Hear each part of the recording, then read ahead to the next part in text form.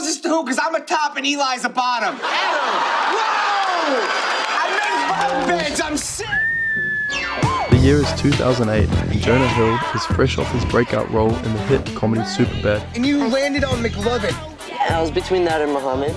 For those of you who don't know me, I'm Jonah Hill, and I was in Superbad. He's hosting SNL for the first time. What's wrong with you? It's cool, Rhonda, you're a lesbian, whatever. Yes, your dad, my boyfriend, whatever. And he's about to create a character that perfectly embodies the essence of Jonah Hill's early comedy work.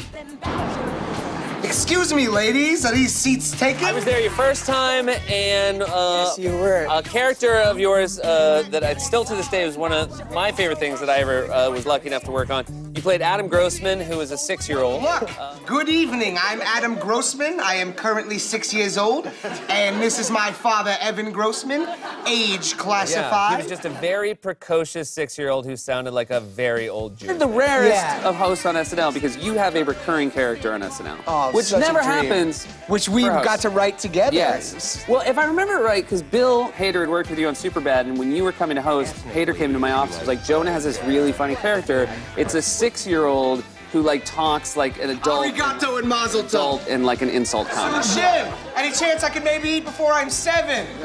Yeah, so Bill and I were friends through Superbad, and I was coming on to host the show, and I was like, it was 7 years ago or something, and so I was so nervous, and we were at dinner, and Bill told me this story about how he was at a Benihana with his dad one time. Good evening, welcome to Benihana.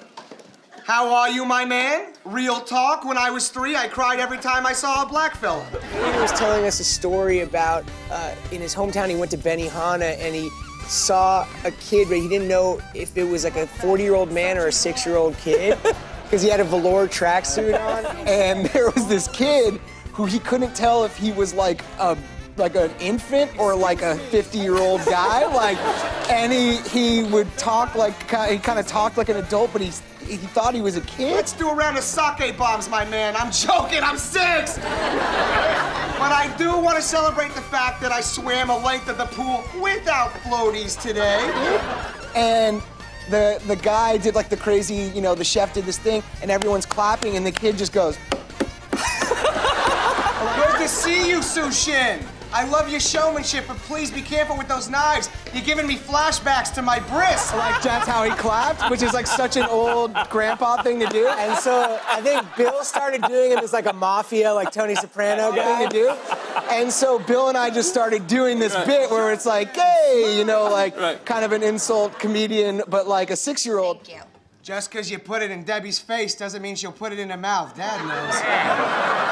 Then I started doing him as like a Catskills comedian. He was very Catskill. Like super happy. Last week I looked up my family tree, 2 dogs were using it.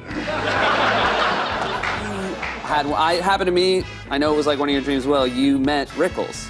I met Don Rickles. Yeah, it was awesome. I could not be a bigger Don Rickles fan, and he said to me, I saw you, and I don't think you're talented, and then you became successful, and I was so upset because I have to be nice to you now. You know why I'm laughing? Because I know what's coming next, and I'm so funny. Hey! He's like the funniest person ever. He's the funniest person ever, and somewhat an inspiration for, you're the rarest of hosts on SNL because you have a recurring character on SNL. And then you, Bill, and I stayed up all night writing it, and we were laughing. It was one of the joyous memories of my life. It was great. And the best moment of it was his catchphrase, if he had one, was "I'm 6." I make $2 a week. Maybe you didn't hear the news, but I'm 6. I think he would definitely say he had a catchphrase because he shouted it out. But the genius that you added to it was he didn't quite hold up his 6 fingers with the confidence that he said, "I'm 6." Table manners, what do you expect? I'm 6.